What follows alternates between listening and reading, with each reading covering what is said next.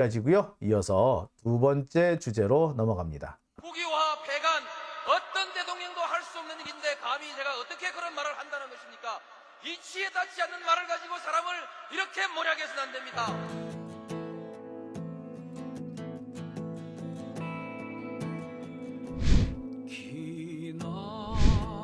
기나긴 밤이었거든 압제의 밤이었거든 사랑이 한몸 썩어져 이 붉은 사나에 사랑 해방의 횃불 아래 벌거숭이 사나에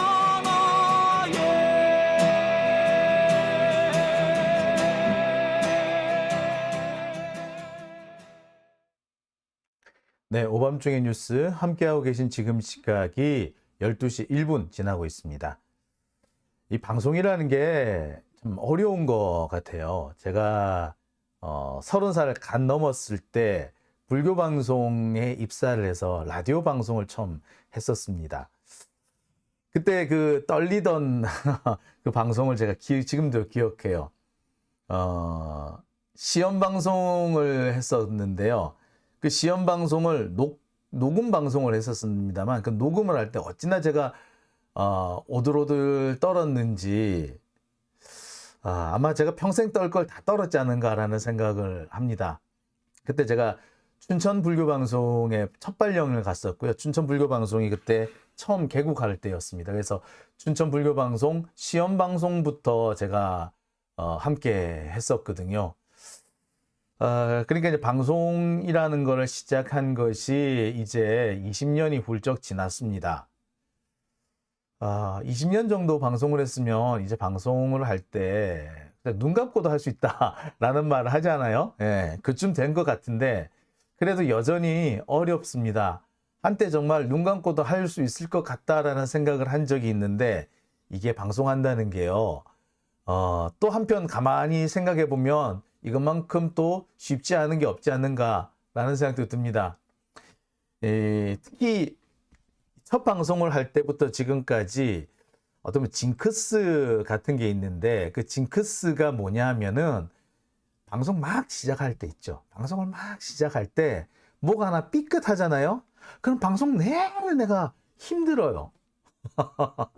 정신이 자꾸 분산돼요.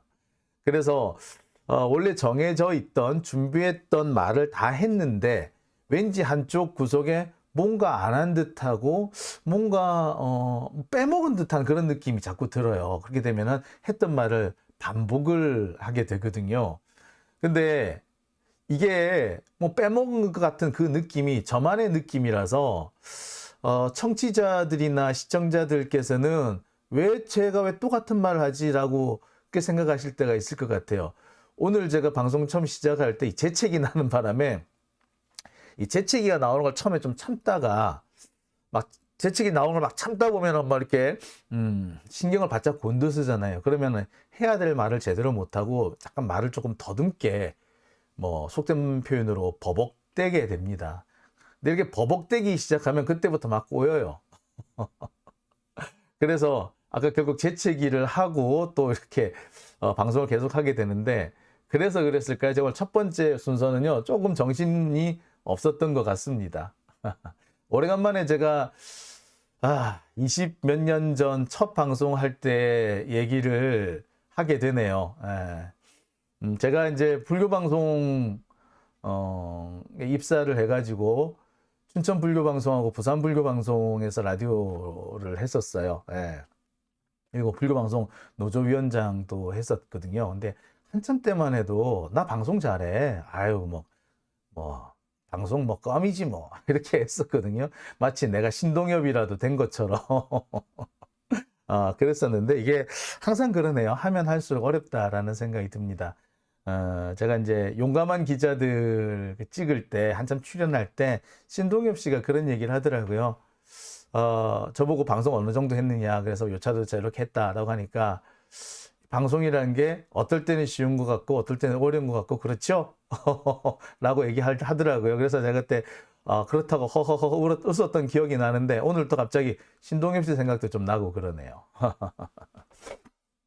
자, 영애의리님께서 이 방송 틀어놓고 주무신다고요.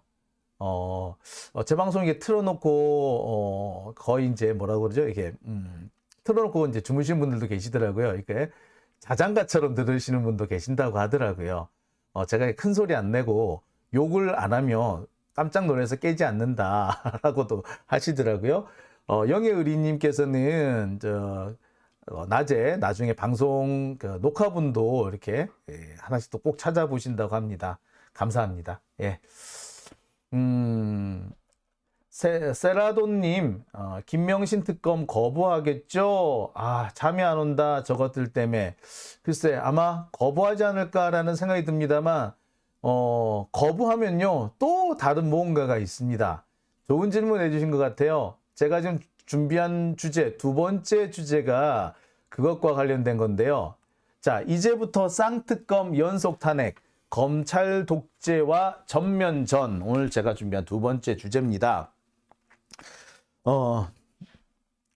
김명신 특검, 결국 쌍특검 중에 하나잖아요. 이 쌍특검이 뭐냐면요. 50억 클럽 특검하고 김건희 도이치모터스 특검 이 두 개입니다. 이 두 개의 쌍특검이 지난 6월 달에 패스트 트랙에 올라왔어요. 지난 4월 달에 패스트 트랙에 올라왔고요. 6개월 동안의 이런 그 숙려 기간을 거쳐가지고 이제 본회의에 의결을 할 수 있는 그런 단계가 됐습니다. 패스트 트랙을 지정을 해두면은요, 이게 해당 상임위원회에서 180일 동안 검토를 할 수 있습니다. 그리고 180일을 넘어가면은 자동으로 국회 본회의에 부의가 돼버려, 상정이 돼버리는 겁니다.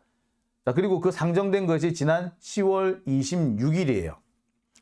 10월 26일 이후에는 그러니까 뭐 어떻게든 간에 이 진행을 해도 상관이 없다. 본회의에 통과시켜도 상관없다라는 거겠죠. 근데 문제는 김진표가 이 쌍특검을 상정을 안 하고 또 지금 외국에 나가버렸습니다. 결국 이 쌍특검의 국회 본회의 처리 기간을 꽉 채워서 12월 26일쯤이 돼야지 겨우 처리를 할 수 있는 상태가 될 것 같습니다. 그런데 12월 26일이 지나면 국회 본회의에서는 반드시 이 법을 상정을 해서 통과할 것인지 말 것인지 표결을 해야 합니다. 지금 민주당이 국회 다수 의석을 차지하고 있기 때문에 이 표결하는 거는 이제 별 문제가 아닙니다. 자, 그리고 이 쌍특검, 그러니까 12월 26일 이후가 되면 언제가 됐든 이 쌍특검은 통과가 된다라고 보시면 될 거예요. 그리고 그때까지 연속적으로 검사 탄핵, 이동관 탄핵이 진행될 겁니다. 일단 검사 탄핵 이미 진행되고 있고요. 이동관 탄핵도 진행되고 있죠. 민주당의 이 검찰독재대책위원회 같은 경우에는 이 지금 올라가 있는 검사 2명에 대한 탄핵안 외에 추가로 한 서너 명의 탄핵을 진행을 해야 한다라는 입장을 분명히 하고 있습니다. 따라서 이 검사 탄핵안이 앞으로도 줄줄이 계속 상정된다라고 보시면 될 것 같아요. 검사 탄핵안을 이렇게 몰아서 하는 것도 괜찮겠지만 이렇게 하나씩 쪼개가지고 상정하는 것도 나쁘지 않겠죠. 뭐 살라미 전술이라고 하지 않습니까? 지금 같은 경우에는 이 검사 탄핵을 살라미 전술로 진행하고 있다라고 보시면 되겠습니다. 어쨌거나 이제부터 쌍특검과 연속 탄핵 계속 올라가면서 검찰 독재와 전면전이 시작됐다라고 보시면 되겠습니다.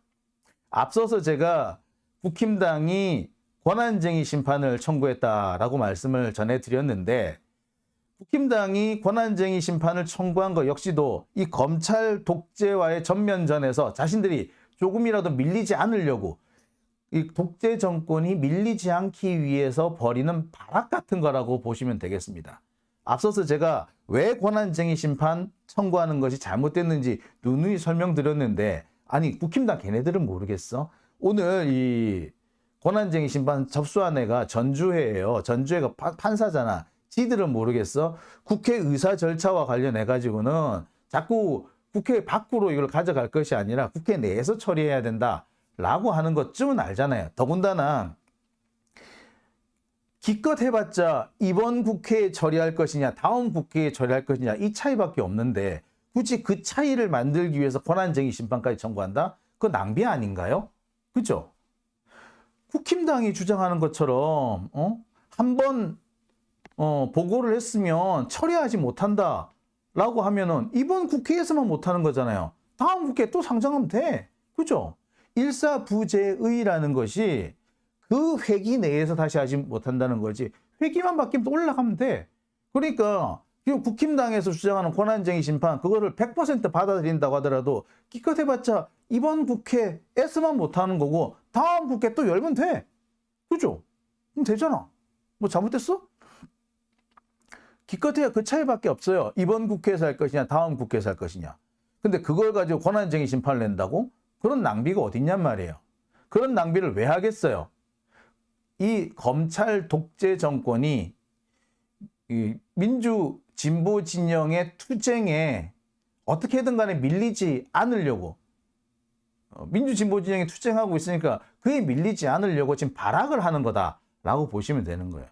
그러니까 결국에 뭐 전주회니 국힘당이니 결국 걔네들은 뭐야? 검찰 독재의 하수인이고 검찰청 여의도 출장소 역할을 하는 검찰청 여의도 출장소의 직원 역할밖에 못하는 그런 사람이 되는 거죠.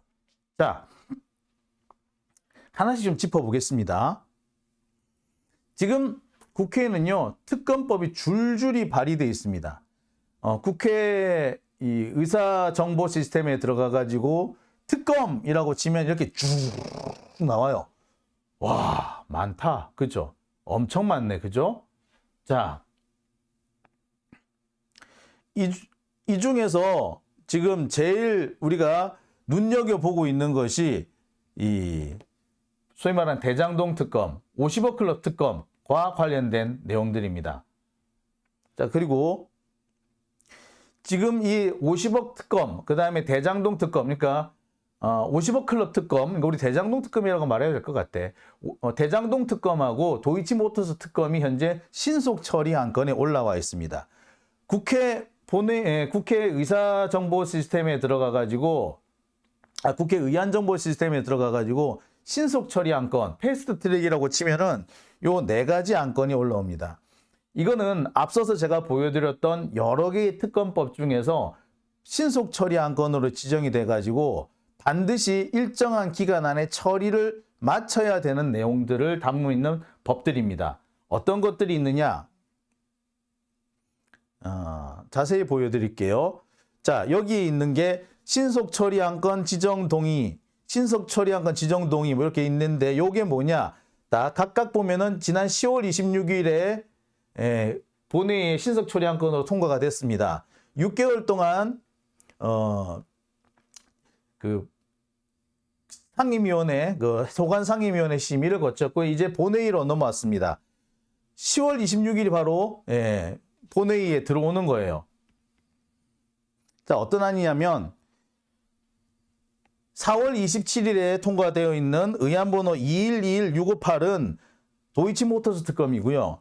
의안번호 2121659는 50억 클럽 특검입니다. 둘 다 10월 26일에 통과가 국회 상임위원회 심사를 마쳤고 본회의에 지금 회부되어 있는 상태입니다. 그리고 6월 달에 지난 6월에 패스트트랙이 지정되어 있던 이태원 참사 특검은요. 올해 말 12월 30일이면은 이제 본회의에 올라오게 됩니다. 그리고 최수건 상병 사망사건 특검은 10월 6일 날 패스트트랙이 지정이 됐기 때문에 이건 앞으로 내년 4월 정도가 되면 패스트트랙에 본격적으로 올라오게 됩니다. 국회 본회의에 올라오게 됩니다. 이 4개의 특검이 지금 현재 국회에 지금 계류 중입니다. 이 중에서 50억 특검하고 도이치모터스 특검 같은 경우는 지금 당장이라도 국회에서 처리할 수가 있습니다. 일단 10월 26일 날 국회 본회의로 넘어왔기 때문에 국회 본회의가 이걸 열어가지고 통과만 시키면 돼요. 근데 지금 이거를 김진표가 안 올리고 있죠. 그래서 결국에 언제까지 가느냐? 국회 본회의에서 의결을 안 하고 최대한 미룰 수 있는 날이 12월 26일까지예요. 아마 제가 볼 땐 김진표가 12월 26일까지 미루지 싶어. 그러고 나면은 이제 뭐 이태원 참사 특검이 이제 본회의에 올라오게 되겠죠. 제가 볼 땐 그렇습니다. 이 세 개가 한꺼번에 처리될 가능성 좀 있어요. 여튼 최소한 쌍특검은 12월이면은 출발을 한다라고 봐도 과언 아니겠죠. 그리고 내년 4월경이 되면은 최수근 상병 특검도 진행이 됩니다. 특검이 4개가 동시에 진행이 되는 거죠. 여기서 많은 분들이 그런 말씀을 하실 겁니다. 아니, 윤석열이 이거 분명히 거부권 행사할 것 같은데, 윤석열이 거부권 행사하면은 아무 소용 없는 거 아니야? 라고 하실 분들도 계세요. 자, 물론 윤석열이 이거를 그냥 놔둘 리가 없죠. 순순히 받을 리가 없죠. 그래서 지금 진행되는 게 뭡니까? 검사들에 대한 탄핵인 겁니다. 야, 윤석열, 니 특검 안 받아? 특검 안 받으면 앞으로 검사 탄핵 줄줄이 진행한다? 니 새끼들 다 죽일래? 일종의 압박수단이 되는 거죠. 윤석열로서는 안 받아들이기 되게 어려운 상황이 됩니다. 노란봉투법도 마찬가지예요. 이제 국회 본회의를 통과해서 정부로 이송이 됐습니다. 이거를 거부를 했는데 그 한두 달 뒤에 또 자기 특검을 거부한다. 그러면 윤석열은 선거를 앞두고 스스로 악재를 저지르게 되는 거죠. 그렇게 되면은 아마 국힘당 내부에서 분란이 날 겁니다. 선거 앞두고 이런 악재가 없거든. 거부권 하나 행사한 것만 해도 상당히 악재일 수밖에 없는데 이 악재가 줄줄이 있는 거죠. 노란봉투법 악재, 도이치모터스 특검 거부하면 그것도 악재, 50억 클럽 특검 거부하면 그것도 악재, 이렇게 되는 겁니다. 악재가 연달아 겹치게 되는 거죠. 그래도 윤석열은 거부권 행사할 거라고요? 자, 여기에 중요한 포인트가 하나 있습니다. 김건희 도이치모터스 특검이나 50억 클럽 특검에는 윤석열이 당사자로 걸려있는 사건이죠. 50억 클럽 특검 할 때는 윤석열이 반드시 걸리게 돼 있어요. 그죠? 50억 클럽 특검을 할 때 이 50억 클럽이 윤석열하고 다 인관되어 있는 사람이잖아. 그리고 그 중에 박영수 같은 경우에는 윤석열을 통해서 사건에 개입했다, 사건을 무마했다, 이런 의혹을 받고 있는 상황 아닌가요? 그죠? 그렇다면 윤석열은 이 50억 클럽의 조사 대상자, 당사자예요. 그러니까 피의자가 되는 겁니다. 김건희 역시 마찬가지죠. 이건 말 그대로 김건희가 피의자가 되는 상황이잖아요. 자, 자신이나 자신의 친족, 가족, 바로 그들과 관련되어 있는 법안을 자기가 직접 처리를 하는 경우, 나의 이익이나 내 가족의 이해와 관련된 사건을 내가 직접 처리해서 나나 내 가족에게 일정한 이익을 주는 경우, 이익은 경제적 이익, 사회적 이익, 법률적 이익을 다 포함합니다. 그거는 뭐가 된다? 예, 이해충돌 방지법 위반이죠. 예. 그러니까 윤석열은 만약에 이 김건희 도이치모터스 특검이나 50억 클럽 특검을 거부할 경우에는 이해충돌 방지법을 위반하게 되는 거예요. 지가 당사자인가, 이 사건에. 당사자가 이 법을 받을 수 없다라고 하게 되는 건 뭐다? 예. 셀프지, 한마디로 말 그대로. 셀프 거부 아니야, 셀프 거부. 이게 과연 이게 될까요? 예. 이거는 바로 법 위반입니다. 법 위반이기 때문에 바로 이게 또 탄핵 대상이 돼요. 자, 여기 탄핵 대상이 할 플러스 원이 있습니다.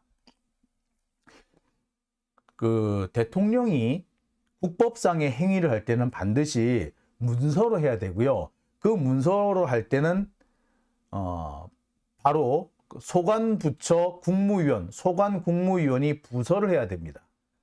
50억 클럽 특검이나 도이치모터스 특검 같은 경우에는 법무부 소관이란 말이에요. 따라서 윤석열이 거부권을 행사할 때는 법무부 장관이 부서를 해야 돼요. 책임을 같이 진다는 얘기야. 즉, 윤석열이 이해충돌 방지법을 위반하는 행위를 했는데 한동훈이 거기에 부서를 해줬다고, 사인을 같이 해줬다고, 그렇게 되면 뭐가 된다? 예, 한동훈도 탄핵 대상 포함 플러스 1이 되는 거예요. 자, 무슨 말씀인지 알겠죠? 즉 뭐다? 윤석열이 거부를 하겠지만 거부하는 그 순간에 탄핵 대상이 된다. 한동훈 역시 마찬가지 상황이 된다. 이 얘기인 거죠. 제가 여러 차례 누차 말씀드렸던 부분이 이 부분입니다. 그렇게 되면은요, 적어도 윤석열 탄핵은 또 당장 안 되나, 뭐 어렵다고 하지만 한동훈 탄핵을 발의하는 거는 또 가능해져 버려요. 그렇게 되면은 그때쯤에 다시 한동훈 탄핵을 거론하는 것도 가능하지 않을까요? 그죠? 자, 어떤 분은 그렇게 말씀하십니다. 아, 또 뭐 결론은 안 나고 또 싸우는 거야? 라고 하실지 모르겠는데 지금 우리는요, 계속해서 싸워야 나가야 되는 거죠. 지금 여기서 뭔가 결론이 나는 것이 아니라 결국 우리가 특검하는 것도 윤석열 정권과 싸우기 위한 거지 않습니까? 이거 하나로 윤석열 정권이 거부한다고 해서 싸움이 끝나는 것이 아니라 여기서부터 새로운 싸움이 시작된다, 출발한다 라고 보시면 됩니다. 자, 그렇게 되면은 이걸 통해 가지고 사실은 검사 정권, 검사 독재 정권과의 투쟁이 전면전으로 계속 비화되는 그런 모습이 되는 거겠죠. 그러니까 지금 일부 언론들에서 보도하고 있는 것이 김건희 특검법을 통과시키기 위해서 검찰과의 전면전을 피고 있다라고 이 경향신문 보도인데 이렇게 보도를 하는 게 뭐 이런 사례가 있습니다. 이 얘기가 과히 틀리지는 않아요. 지금 검사 탄핵 착착착착 진행시키고 특검법 착착착착 진행시키고 또 국정조사 착착착 진행시키는 것이 검찰과의 전면전을 시작하는 것일 수도 있고 그 최종적인 목표가 김건희 특검법 통과일 수도 있으나 여기서 끝나지 않고 이것을 거쳐서 계속해서 검사 독재, 검찰과의 전쟁이 이어질 수밖에 없다라는 얘기를 제가 전해드리고 싶습니다. 그러니까 지금 경향신문의 이 보도는 하나는 알고 둘은 모르는 거죠. 김건희 특검법이 통과되면 통과되는 대로, 통과가 안 되고 윤석열이 거부하면 거부하는 대로 새로운 투쟁이 시작이 되는 거예요. 어떻게 보자면은 윤석열 입장에서는 차라리 특검을 통과시키는 게 자기들한테 나을 수도 있어. 매도 어쨌건 맞고 지나가는 것이 낫겠지. 근데 윤석열은 죽어도 그걸 못 받아들일 거야. 따라서 아마 지가 탄핵 사유 플러스 1 거기다가 한동훈은 탄핵 위기로 몰아넣는 상황까지 만들게 될 거예요. 그러면 뭐가 된다? 예, 우리로서는 싸울 수 있는 게 늘어나죠. 검찰과의 전면전 이걸로 끝나는 게 아니라 이때부터 새로운 시작이 될 거라는 겁니다. 자, 이 와중에서 현재 분위기를 돋궈주고 있는 것이 검사 탄핵이죠. 이동관 탄핵, 검사 탄핵인데 지금 현재는 손준성하고 이정섭만 탄핵 대상에 올라와 있습니다만 앞으로 줄줄이 올라갈 걸로 보입니다. 민주당에서는요, 검사 탄핵 끝까지 가겠다라는 점을 분명히 하고 있습니다. 지금 여기서 보면은 이정화 검사라든지 손준성, 이정섭, 그다음에 저 사람 뭐더라? 아유 까먹었다. 자, 이 검사들이 줄줄이 지금 임정엽인가? 아유 씨. 이게 줄줄이 지금 검사 탄핵 대상으로 지금 몰려와 있습니다. 근데 이 사람들을 하나도 빼놓지 않고 끝까지 물고 늘어져서 반드시 탄핵시키겠다는 게 지금 민주당 검찰독재대책위원회의 입장입니다. 계속해서 이 탄핵은 이어질 거예요. 이게 뭐 하루 이틀이 끝나겠어요? 12월까지 끝나겠어요? 안 끝납니다. 내년까지 쭉 갑니다. 내년 그 선거 때까지 갈 수 있어요. 그러니까 경향신문이 쓴 거, 김건희 특검을 목표로 하고 그때 그것을 김건희 특검을 위해서 지금 검찰과의 전면전을 하고 있다? 예, 아니죠. 김건희 특검을 고비로 해서 더 전면전은 더 강화될 겁니다. 거기서 끝나지 않는다는 거죠. 예, 예, 어미준을 포함시켜 달라. 예, 강백신을 포함시켜라. 예, 이몽석, 예, 이몽석 검사네요. 예, 여기 맨 끝에 있는 제 이몽석이 예, 이몽석. 예, 제가 요즘 이렇습니다. 엊그저께 어제까지 이몽석하고 얼마나 많이 떠버렸냐고. 근데 막상 이게 갑자기 이름이 생각이 안 나. 어제는 박지원 국정원장 이름이 생각이 안 나가지고 아씨 뭐더라 막 그랬잖아요. 예, 나이가 들기는 들었나 봅니다. 특히 이제 이게 날씨가 추워지면 머리도 좀 위축이 되는지, 아니 뇌세포도 위축이 되는지 더 기억이 안 나려고 하네요. 자, 예. 제가 볼 땐 이몽석, 어미중, 강백신 다 포함시켜야 한다라고 말씀하시는데, 예, 그렇죠. 그렇게 돼야죠. 당연히 그렇게 해야죠. 그죠? 예. 네이마르님, 많은 분들이, 민주당 특검 발의를 하게 되면 어떻게 특검이 꾸려지는지 설명을 바라고 있다라고 하시는데요. 예, 보통 특검을 하게 되면은, 추천을 받아요. 보통 이 경우에는, 민주당 혹은 민주당 외에 다른 정당에서 특검 후보를 2명을 추천을 하고요. 그 중에 1명을 윤석열이 지명하게끔 되어 있습니다. 뭐 여러 가지 방법은 있어요. 또 뭐 그래서 그 변호사 협회에서 지정을 하는 경우도 있고요. 변호사 협회하고 그 법무부하고 대법원하고 여기서 어떻게 위원회를 꾸려서 그 위원회에서 이렇게 그 특검을 정하는 경우도 있고, 뭐 방법은 여러 가지가 있습니다. 이렇게 해서 아마 특검이 진행되지 않을까라는 생각이 드네요. 예. 특검 보통 정하는 거는 그렇습니다만, 지난번 특검 만드는 건요, 법에 따라 조금씩 틀린데요. 이 도이치모터스 특검 같은 경우에는 민주당 쪽에서, 이거 정의당 쪽에서 검사를 지명하는 걸로 돼 있어요, 지금으로서는.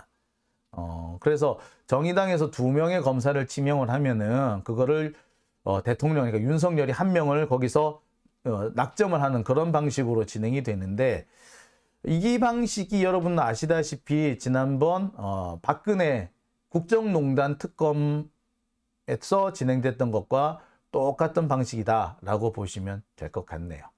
자, 오밤중의 뉴스 함께하고 계신 지금 시각 12시 28분이고요.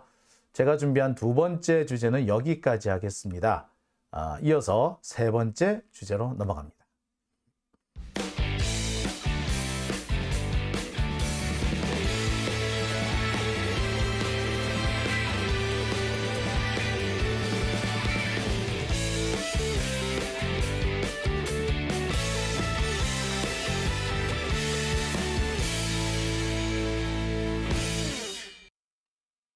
네, 오밤중의